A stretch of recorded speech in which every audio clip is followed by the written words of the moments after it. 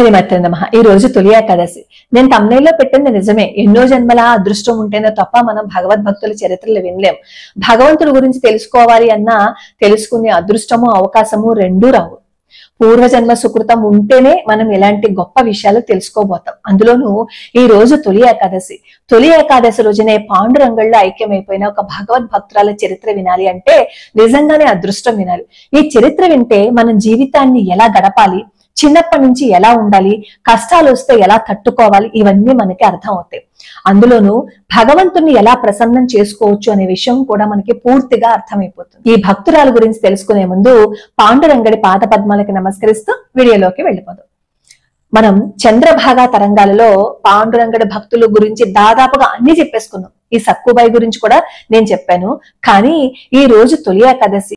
పాండురంగడిలో ఈ రోజే ఆవిడ ఐక్యమైపోయారు కాబట్టి ఆవిడ గురించి మళ్ళీ స్మరణ చేసుకుంటే తప్పేం లేదు కదా. అందుకే మళ్ళీ ఈ చరిత్ర చెప్తున్నాను అనమాట. పండరికి దగ్గరలో ఒక గ్రామం ఉండేది.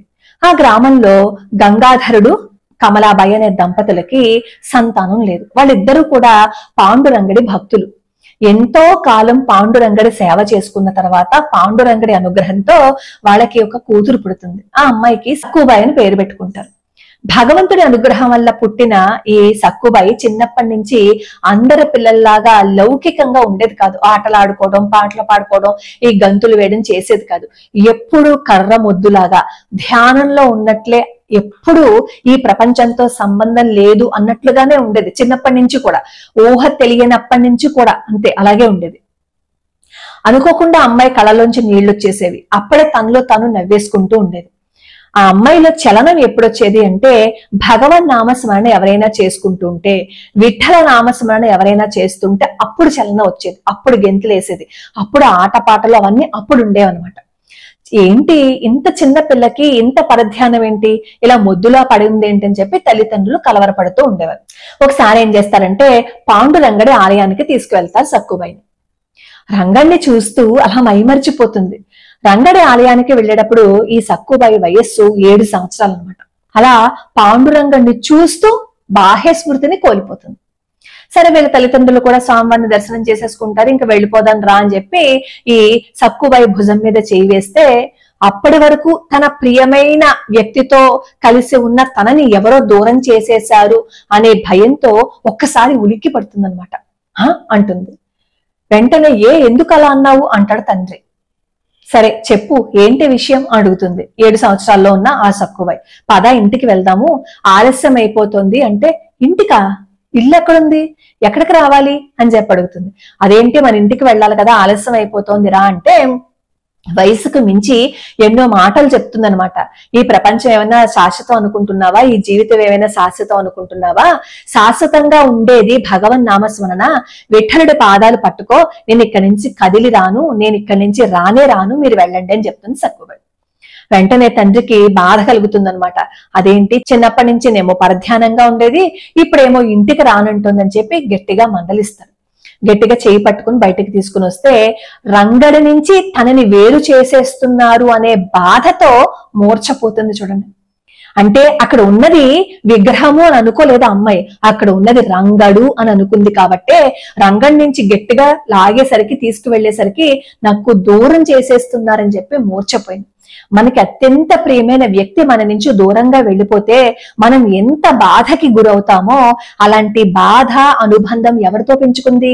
రంగడితో పెంచుకుంది. అంటే మనం కూడా చేయవలసిందేంటి, అనుబంధాన్ని రంగడితో పెంచుకోవాలి, ఆప్యాయతని రంగడికి పంచి ఇవ్వాలి. అప్పుడే మన జీవితం కూడా నిలబెడుతుంది. సరే, ఈ మూర్ఛపోయిన సక్కుబాయినేమో ఇంటికి తీసుకెళ్లిపోతారు. ఇంటికి తీసుకెళ్లిపోయిన తర్వాత ఆ అమ్మాయి మళ్ళీ స్పృహలోకి వస్తుంది. సరే, అలాగే పరధ్యానంగా జీవితాన్ని గడుపుతూ ఉంటుంది. ఒకసారి ఏమవుతుందంటే ఒక చోట ఇసుకతోటి గుళ్ళు కడుతూ ఉంటుంది. అట్నుంచి ఒక ఆయన సదానంద స్వామి అని తంబూరా పట్టుకుని వస్తూ ఉంటారు. ఈ సక్కుబాయి కట్టిన ఈ గుళ్ళ మీద నుంచి నడుచుకుంటూ వెళ్ళిపోతే సక్కుబాయికి కోపం వస్తుంది. ఏంటి అలా వెళ్ళిపోయావు, నేను ఎంతో కష్టపడి నిర్మించుకున్నాను, దాని మీద నుంచి అలా వెళ్ళిపోతావా, అలా కూలదోసుకుంటూ వెళ్ళిపోతావా అంటే ఆ సదానంద స్వామి వారు అంటారు, నేను చూడలేదమ్మా, రంగడి ధ్యానంలో ఉన్నాను కదా, నాకు ఈ ప్రపంచంతో సంబంధం లేకుండా పోయింది, అందుకే నేను చూడలేదు, నన్ను క్షమించు అని చెప్పంటే వెంటనే సక్కుబాయి అంటుంది, క్షమించు అంటే ఎలా కుదురుతుంది, మీరేమో దీన్ని తన్నేసుకుని వెళ్ళిపోయారు కదా, మరి మళ్ళీ ఎవరు కడతారనుకున్నావు అని చెప్పంటే ఆయన అంటారు, నువ్వు కట్టవలసింది ఇది కాదు, నువ్వు పెంచుకోవాల్సింది ఇది కాదు అని చెప్పి అక్కడ గజేంద్ర మోక్ష ఘట్టాన్ని ఆ సక్కుబాయికి చెప్పి అష్టాక్షరి మంత్రాన్ని ఉపదేశం చేస్తారు. చేసి నువ్వు ప్రతి నిత్యం ఈ అష్టాక్షరి మంత్రాన్ని నువ్వు స్మరణ చేస్తూ ఉండు, జపిస్తూ ఉండు, నీకు రంగడి అనుగ్రహం కలుగుతుందని చెప్పి నేను మళ్ళీ త్వరలోనే మీ ఇంటికి వస్తానని చెప్పి ఆయన వెళ్ళిపోతారు. అది మొదలు ఆ చిన్న వయస్సు నుంచి ఆ అష్టాక్షరి మంత్రాన్ని జపించడం మొదలుపెట్టింది. కూతురేమో పరధ్యానంగా ఉండడము, ఎవరిని పట్టించుకోకుండా ఉండడంతో చుట్టుపక్కల వాళ్ళు అంటారు పెళ్లి చేసేస్తే తన మామూలుగా అయిపోతుంది, నువ్వేం బెంగబెట్టుకోకు అంటారు. సరే, అందరూ చెప్పినట్లుగానే ఈ సక్కుబాయికి ఏం చేస్తారు అంటే కృష్ణ శర్మ అనే వ్యక్తితోటి వివాహం చేసేస్తారు. అత్తారింటికి వెళ్తుంది. తను నిత్యం పూజించే కృష్ణుడి విగ్రహాన్ని కూడా తీసుకెళ్తుంది అనమాట. అదే కృష్ణుడు అంటే పాండురంగడి విగ్రహాన్ని కూడా తీసుకెళ్తుంది అనమాట. అత్తారింట్లోనేమో వాళ్ళు పూజ చేసేది వాళ్ళ ఆచారాలు వేరు. ఈ అమ్మాయి ఏమో కృష్ణుడిని పూజిస్తుంది. అత్తగారు అంటారు, మా ఆచార పద్ధతుల్ని నువ్వు పాటించాలి, కృష్ణుడిని పూజిస్తే ఎలాగా కుదరదు అంటుంది. ఆవిడ మనసులో నిండిపోయింది ఎవరు? కృష్ణ పరమాత్మ. కృష్ణ పరమాత్మ నిండిపోయి ఉన్నారు ఆవిడ మనసులో. ఇంకెవరిని చూడడానికి ఆవిడకి మనసు రావటం లేదు. అంత ప్రేమ పెంచేసుకున్నారు ఆవిడ కృష్ణుడితోటి. సరే, అత్తారింటికి వెళ్ళారు. అత్తారింట్లో భర్త కొంచెం మూర్ఖంగానే ఉండేవారు. అత్తగారైతే ఇంక అసలు ఈ సక్కుబాయిని ఎన్ని కష్టాలు పెట్టేవారో చెప్పని పని అంటూ లేదు. పాప అంత చిన్న వయసులో సక్కుబాయి అత్తారింటికి వెళ్తే ఎన్ని కష్టాలను అనుభవించిందో. పాపం బ్రాహ్మీ ముహూర్తంలో లేచేది, ఎందుకంటే ఆ ముహూర్తంలో లేచి పూజ చేసుకుంటేనే తనకు ప్రశాంతంగా ఉండేది. ఎందుకంటే పగలంతా పని చేసుకోవాలి, పగలంతా ఊపిరి సలపని పని. మరి పూజ ఎప్పుడు చేసుకుంటుంది?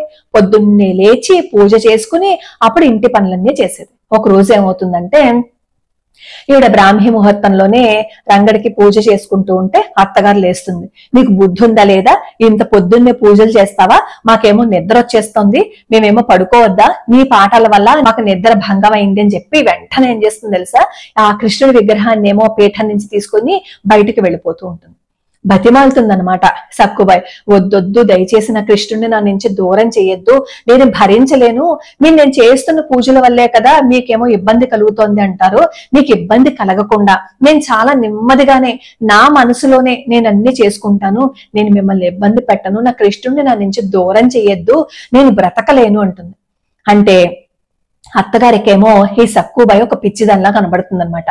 ఇది ఇలాగే చెప్తుంది, ఎన్నోసార్లు నేను ఎన్ని చెప్పినా వినలేదు, అస్తమాను ఆ కృష్ణుడే పూజిస్తూ కూర్చుంటుందని చెప్పి ఈ విగ్రహాన్ని తీసుకుని వెళ్ళి బయటికి వెళ్ళిపోతుంది అత్తగారు. ఎప్పుడైతే కృష్ణుడిని ఆ పీఠం నుంచి కదిలించారో, బయటికి తీసుకువెళ్ళిపోతున్నారో, సక్కుబాయికి మూర్ఛొచ్చి పడిపోతుంది. ఈ అత్తగారు ఏం చేస్తుంది? ఆ స్వామివారిని తీసుకువెళ్ళి నూతిలో పడేస్తుంది. నూతిలో పడేసి ఇంట్లోకి వచ్చేస్తుంది. కొంచెం సేపు అయిన తర్వాత సక్కుబాయికి మెలకు వస్తుంది. అక్కడ పీఠంలో స్వామివారు లేరు. ఏడుస్తుంది, నన్ను ఎందుకు వదిలేసి వెళ్ళిపోయావు రంగా? నన్ను వదిలి నీకు వెళ్ళాలని ఎలా అనిపించింది? నిన్ను చూడకుండా ఒక్క క్షణమైనా నేను బ్రతకగలనా? నేను బ్రతకలేను కదా, నన్ను ఎందుకు దూరం పెట్టావు? నన్ను ఎందుకు దూరం చేసేసావు? నాకు ఎందుకు కనిపించట్లేదు? రా రంగా, రా రంగా, రా రంగా అని అలా ఏడుస్తూనే ఉంటుంది. చివరికి ఏముంటుందో తెలుసా? సరే, నువ్వు ఎక్కడున్నావో నాకు తెలియటం లేదు, నిన్ను చూడకుండా నేను ఒక్క క్షణం కూడా బ్రతకలేను, నిన్ను చూడని నాకు ఈ కళ్ళ అవసరం లేదు, ఈ కళ్ళని పెకిలించేసుకుంటాను, ఈ చేతుల్ని నేను ఖండించేసుకుంటాను, నాకు అక్కర్లేదు ఈ జీవితం, నువ్వు లేకుండా నేను ఒక్క క్షణం కూడా నేను బ్రతకలేను అని చెప్పి ఏడుస్తుంటే, అదే క్షణంలో ఎప్పుడైతే ఈవిడ ఈ మనసులో చేతుల్ని ఖండించేసుకుంటాననే భావన వచ్చిందో అక్కడ అత్తగారికి చేతులు పనిచేయడం మానేసి గోల పెడుతూ ఏడుస్తుంది అక్కడ అత్తగారు. ఈ లోపు ఈ సక్కుబాయి యొక్క బాధని, ఆర్తిని అర్థం చేసుకున్న కృష్ణుడు మళ్ళీ వచ్చి అక్కడ పూజా మందిరంలో ఉంటారు. కృష్ణుడిని చూడగానే ఆవిడ ఇంకా చూడండి ఆనందం, రంగా వచ్చేసావా, నన్ను వదిలి ఇంకెప్పుడు వెళ్ళకు రంగా, నిన్ను చూడకుండా బ్రతకలేను రంగా, నన్ను వదిలి ఒక్క క్షణం కూడా నువ్వు వెళ్ళొద్దు రంగా అంటుంది. ప్రేమ అంటే అది, భక్తి అంటే అది. రంగన్ని క్షణం కూడా వదిలి ఉండలేని తనం ఉండాలి మనకి, అంతే తప్ప నోటితోనేమో కృష్ణ అని పిలుస్తూ మనసు నిండా కుళ్ళు నింపుకుంటూ ఇంకొకరిని బాధ పెడుతూ ఏడిపించటం కాదు కృష్ణ భక్తి అంటే. సక్కుబాయిలాగా మన జీవితాన్ని మనం గడపాలి, అప్పుడే కృష్ణుడి యొక్క అనుగ్రహం ఉంటుంది. ఆవిడ అంతలా ఏడుస్తుంటే కృష్ణుడు రావాల్సిన అవసరం ఏంటి చెప్పండి? తన భక్తురాలికి బాధ కలగకూడదు అని. ఈ లోపు అత్తగారు వచ్చి కుయ్యో ముయ్యో అని ఏడుస్తూ ఉంటుంది. అత్తగారు అక్కడ ఏడుస్తూ ఉంటే సక్కుబాయి వెంటనే వెళ్ళి ఏం జరిగింది అంటే, నా చేతులు పనిచేయటం లేదు అంటుంది. చూడండి, అన్ని బాధలు పెట్టిన సక్కుబాయిని ఈవిడ మనసులో ద్వేషం అనేది లేదు. ఎంతసేపు కృష్ణుడి మీద ప్రేమే. మనం కృష్ణుని ప్రేమిస్తున్నాము అంటే మన మనసులో ఎవరి మీద ద్వేషం ఉండదు, ఎవరి మీద కోపం ఉండదు. అన్ని బాధలు పెట్టినా సరే వాళ్ళని ప్రేమించిందే తప్ప ద్వేషించలేదు సక్కుబాయి. వెంటనే వాళ్ళ అత్తగారిని ఒకసారి ఆలింగనం చేసుకుంటే అప్పుడు చేతులు వచ్చేస్తాయి. అప్పుడు అత్తగారు అంటుంది, అయ్యో నిన్ను బాధ పెట్టాను, నన్ను క్షమించు అని. ఈలోపు ఆ ఊళ్ళో వాళ్ళందరూ ఏం చేస్తారు అంటే ఈ సక్కుబాయి యొక్క గొప్పతనం తెలుసుకుని అత్తగారిని రాక్షసి అనడం మొదలెట్టారు. ఎంతైనా అహంకారం అనేది మనసులో ఉండిపోతుంది కదా. పూర్తిగా మారితేనే మనం ఎప్పుడు కోపము ద్వేషము అనేది మళ్ళీ పెంచుకోలేము. కానీ పైకి మాత్రము ఆ క్షణానికి ఆ బాధ నుంచి బయటపడిపోయినప్పుడు మనకి భక్తి వచ్చింది అని అనుకోండి, అది నిజమైన భక్తి కాదు. ఈ సక్కుబాయి అత్తగారి విషయంలో జరిగింది అదే. చుట్టూన్న వాళ్ళందరూ కూడా సక్కుబాయిని బాగా పొగుడుతూ తన్ని తిడుతున్నారని చెప్పి మళ్ళీ కోపాన్ని పెంచుకుంటుంది సక్కుబాయి మీద. ఓసారి ఏమవుతుంది అంటే ఈ సక్కుబాయి ఇంటికి అప్పుడు సదానంద స్వామి వారు వచ్చారు కదా చిన్నప్పుడు, ఆయన వస్తారనమాట. ఆయన వస్తే ఇంట్లో కూర్చోపెట్టి పరిచర్యలన్నీ చేస్తుంటే అత్తగారు చెప్తుంది, నువ్వు ఇలాంటి పిచ్చి పిచ్చి వేషాలు వేసావంటే కుదరదు, నేను పుట్టింటికి పంపించేస్తాను, ఇలాంటి పిచ్చి వేషాలు వేస్తావా, ప్రతి వాడిని తీసుకొచ్చి ఇంట్లో కూర్చోపెడతావా అని చెప్పి ఇష్టం వచ్చినట్లు తిడుతుంది అనమాట. అప్పుడు సదానంద స్వామి వారు అంటారు, నువ్వు ఎప్పుడు సంయమనం కోల్పోవద్దు, కృష్ణుని అలా జపిస్తూ ఉండు, రంగని ధ్యానిస్తూ ఉండు, నీ జీవితం ధన్యమవుతుంది అని చెప్పి చెప్తుంది. అప్పుడు అత్తగారు వెంటనే ఏం చేస్తుంది తెలుసా, సదానంద స్వామి వారు వెళ్ళిపోగానే, నీకు నేను ఏం చెప్పాను, నువ్వేం చేస్తున్నావు, ఆ జొన్నలన్నీ తెల్లారేసరికి నువ్వు పిండి చేసి ఉండకపోతే మాత్రం నీకు బాగుండదు, జాగ్రత్త అని చెప్పి ఒక గదిలో ఇంత రాశిలాగా జొన్నలు పోసేసి లోపలికి ఈ సక్కుబాయిని పంపించేస్తుంది. అన్ని జొన్నలు ఒక్కతే ఎలాగా పిండిగా చేయగలదు? జానాబాయి గారి జీవితంలో కూడా ఇలాంటి సంఘటనలు వస్తాయి. మనం జానాబాయి గారి చరిత్ర కూడా చెప్పుకున్నాం, అందులో ఉంటుంది, ఒకసారి చూడండి. సరే, రంగన్ని స్మరించుకుంటూ కొంచెం కొంచెం జొన్నలు పోస్తూ ఇలా విసురుతూ పాపం అక్కడే నిద్రపోతుంది. తన భక్తురాలు కష్టపడితే రంగడు ఊరుకుంటాడా చెప్పండి? వచ్చేసాడు. వచ్చేసి ఆ జొన్నలన్నింటినీ పిండి చేసేసి అప్పుడు అదృశ్యమైపోతాడు. తెల్లారుతుంది. అత్తగారేమో తలుపు తీస్తుంది. లోపలంతా జొన్న పిండి ఉంటుంది. అదేంటి అలా ఎలా చేసేసావు? నేను అన్ని జొన్నలు ఇచ్చాను కదా, నీవు ఎవరికి సహాయం తీసుకున్నావో చెప్పు అంటుంది. సక్కుబాయి అంటుంది, మీరే కదా తలిపేసిన లోపల పెట్టేశారు, ఇంకెవరు వస్తారు నా దగ్గరికి, ఎవరు చేయగలుగుతారు అని. అప్పుడు అర్థమవుతుంది అనమాట, కృష్ణ పరమాత్మే తన కోసం వచ్చి సహాయం చేశాడని. అప్పుడు అత్తగారితో అంటుంది, మీరు పెట్టిన పరీక్ష వల్లే భగవంతుడు వచ్చి ఇలా చేశాడు, మీరు నాకు సహాయం చేశారు, కృష్ణ పరమాత్మకి ఇంకా దగ్గర చేశారు అంటుంది. అయినా సరే ఈ సక్కుబాయి అత్తగారు అసలు సక్కుబాయి యొక్క గొప్పతనాన్ని గుర్తించరనమాట. ఇంకా ఎక్కువ పనులు చెప్పేసేవారు, ఊపిరి ఆడనిచ్చేవారు కాదు. ఒక్కసారి భగవంతుడి దగ్గరికి వెళ్లి కూర్చోవాలి అన్నా సరే ఆ అమ్మాయికి సమయం కుదిరేది కాదు. కానీ ప్రతి క్షణం తను చేస్తున్న పనిని భగవంతుడితో లింకప్ చేసుకుంటూ రంగా రంగా రంగా అని పిలుస్తూనే ఉండేది.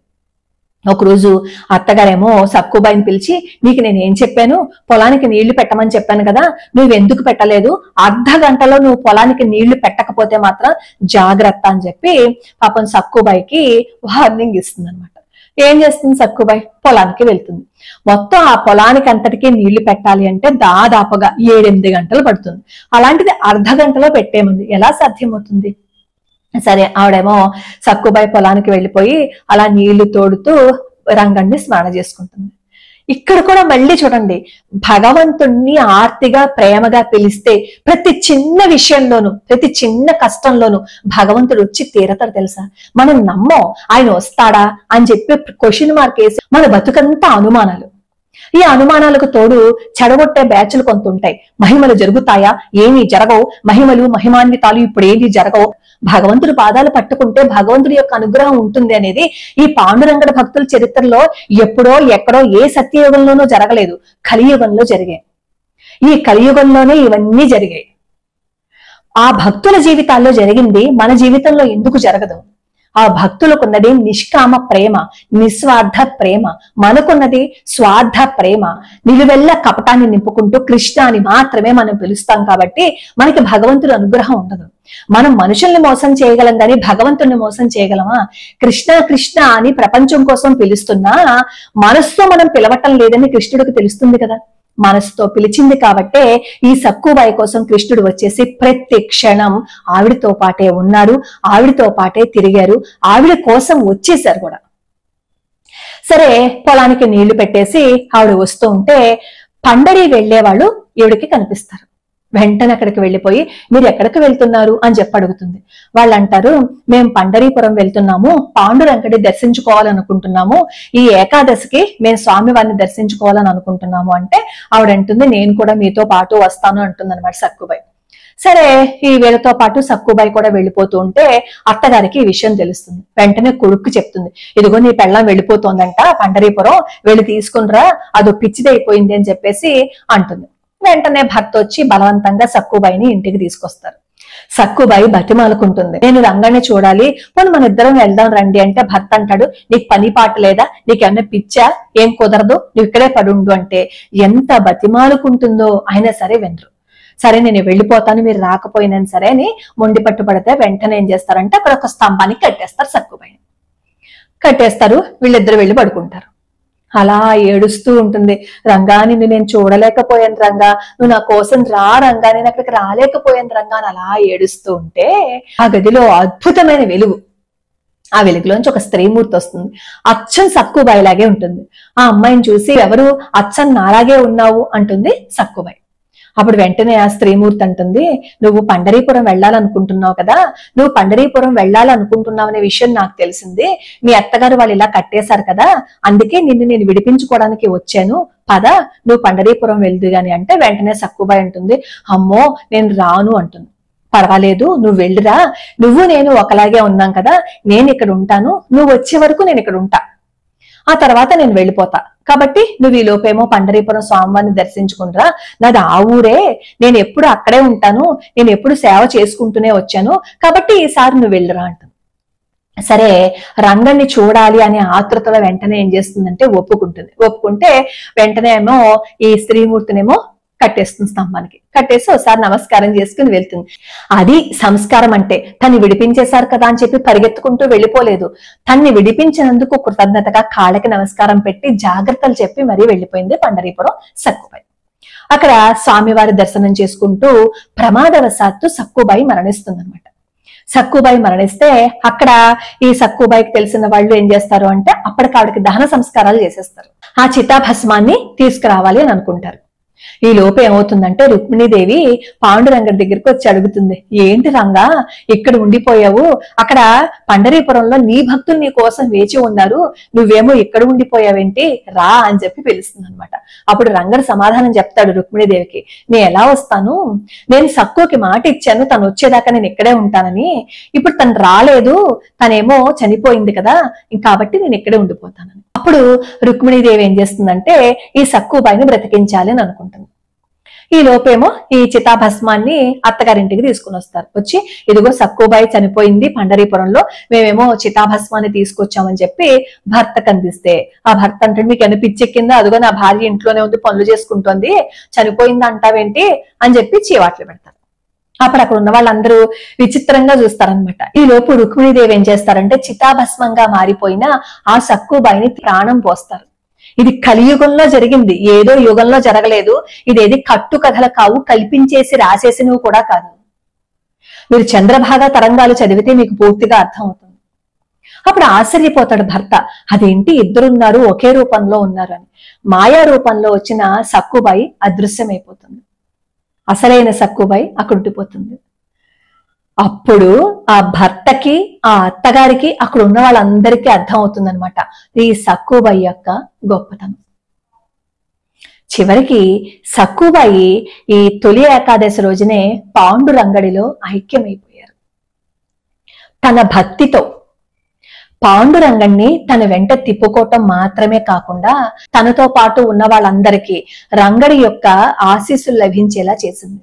అందుకే ఒక భగవద్భక్తుడితో ఉన్నాము అంటే వాళ్ళతో పాటుగా మనకి కూడా అదృష్టం కలుగుతుంది. ఒక దుస్సాంగత్యం చేశాము అని అనుకోండి, మన చుట్టూ ఉండేవి కూడా నెగిటివ్ ఫోర్సెస్సే, నెగిటివే వస్తుంది. సత్సాంగత్యం చేశాము అని అనుకోండి, ఈ సత్సాంగత్యం మనతో పాటుగానే ఉంటుంది. ఈ సక్కుబాయి చరిత్రని ఒక్కొక్కళ్ళు ఒక్కొక్క విధంగా చెప్తారు. ఒక్కొక్క కథలో ఏముంటుందంటే అక్కడే ప్రాణాలు పోయాయి అని చెప్తూ ఉంటారు. కానీ చంద్రభాగ తరంగాల్లో ఇలా ఉంటుంది. కొన్ని బ్లాగ్స్ లో ఏముంటుందంటే తొలి ఏకాదశి రోజున అక్కడే పండరీపురంలో ఐక్యమైపోయారని చెప్తారు. ఏది ఏమైనా గాని ఎన్నో కష్టాలు పడుతూ ఎన్నో బాధలు పడుతూ ఏ క్షణంలో కూడా ఒక్కసారి కూడా భగవంతుడి మీద ఆవిడ అపనమ్మకాన్ని ఏర్పరచుకోలేదు. తన బాధ పెట్టిన వాళ్ళని కూడా ప్రేమించింది. ఆ ప్రేమ అవన్నీ ఉన్నాయి కాబట్టే కృష్ణుడు వచ్చేసాడు. ఇప్పుడు మీరు అంటారు, ఈ సక్కుబాయి ఏమో భగవంతుడి అనుగ్రహంతో పుట్టింది కాబట్టే ఇలా చేయగలిగింది, సామాన్యులమైన మనం చేయగలమా అని. కాదు, చిన్నప్పటి నుంచి కూడా ఆవిడకి భగవద్భక్తిని అలవాటు చేశారు. ఆ తల్లిదండ్రులు కూడా రంగడి ధ్యానంలోనే ఉండేవారు కాబట్టి అదే లక్షణాలు పిల్లకి కూడా వచ్చాయి. ఆ లక్షణాలే పిల్లని కాపాడాయి. చిన్నప్పటి నుంచి పిల్లలకి భక్తిని అలవాటు చేస్తే, భగవంతుణ్ణి ప్రేమించడం అలవాటు చేస్తే ఇంకొకరి మీద ద్వేషాన్ని వాళ్ళు ఎప్పటికీ పెంచుకోలేరు, పెంచుకోరు కూడా. కానీ మనం చేసేది ఏంటంటే పైకి మాత్రం పూజ చేస్తున్నాం, మనసులో మాత్రం ద్వేషాన్ని నింపుకుంటూనే ఉంటున్నాం. ఈ నింపుకున్న ద్వేషమే పిల్లల్లో కూడా ఎక్కించేస్తున్నాం మనకి తెలియకుండా. ఈ సక్కుబాయి చరిత్ర వింటే మనకు అర్థమైంది ఏంటి? సమయం లేకపోయినా సరే అలా భగవన్నామ స్మరణ చేసుకుంటే, నిష్కామ భక్తి ప్రేమ విశుద్ధ ప్రేమతో ఉంటే భగవంతుడి అనుగ్రహం మనకు ఉంటుంది అని మనకు అర్థమవుతుంది కదా. చిన్నప్పటి నుంచి పిల్లలకి కూడా భగవంతుడితో అటాచ్మెంట్ పెంచుకోవటం అలవాటు చేయండి. నీకు కష్టం వస్తే నీ స్నేహితుడితో కాదు చెప్పుకోవటం, నీకు కష్టం వస్తే నువ్వు భగవంతుడితో చెప్పుకో అని అలవాటు చేయండి. భగవంతుడే స్నేహితుడు అని చెప్పండి. భగవంతుడితో మాట్లాడడం నేర్పించండి. నువ్వు భగవంతుడితో మాట్లాడడమే పూజ అని వాళ్ళకి చిన్నప్పటి నుంచి నూరిపోయండి. ఖచ్చితంగా వాళ్ళకి జీవితంలో ఎప్పటికీ కష్టం రాదు. మనం కష్టం వచ్చినప్పుడు మాత్రమే భగవంతుడి పాదాలు పట్టుకుంటున్నాం. కాకుండా నిరంతరము భగవంతుడి పాదాలు పట్టుకుని ఏ కష్టం వచ్చినా, ఏ బాధ వచ్చినా, ఏ సంతోషం వచ్చినా, ఏ సుఖం వచ్చినా ఆయన పాదాలు వదలకుండా ఉంటే నీలోనే ఉంటాడు భగవంతుడు. నీలోనే ఉంటాడు అనడానికి ఉదాహరణే ఈ పండరీపురం పాండురంగడి భక్తుల యొక్క చరిత్రలు. ఈ రోజు ఆవిడ చరిత్రను తెలుసుకున్నాము అంటే మనం కూడా చాలా అదృష్టవంతులం. నాకు ఇలా మీతో పంచుకునే అవకాశం ఇచ్చినందుకు భగవంతుడికి కృతజ్ఞతలు చెప్పుకుంటూ మళ్ళీ ఇంకొక అద్భుతమైన వీడియోతో మళ్ళీ కలుసుకుందాం. లోకా సమస్తా సుఖినో భవంతు, సర్వే జనా సుఖినో భవంతు.